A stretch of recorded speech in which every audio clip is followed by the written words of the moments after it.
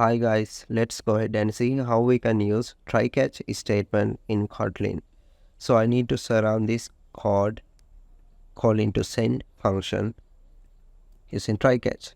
We can go ahead and do here, type try and add braces. Inside braces we can put our code.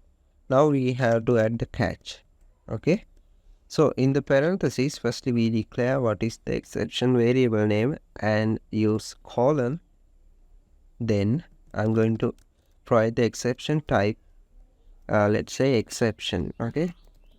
If you are going to use something else like IO exception, it is completely okay, or array index out of bounds exception and class not found exception.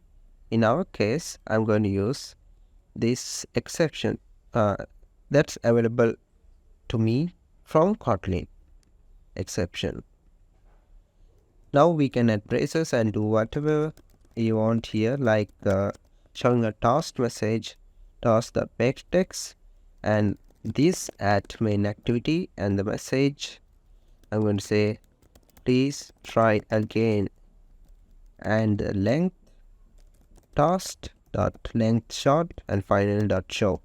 Okay. Now optionally we can add the final statement. That means when one of condition is finished, or maybe try, or maybe catch.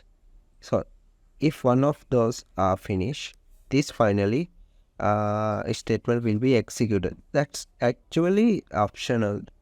That means we don't have to really use this because it will go to the bottom.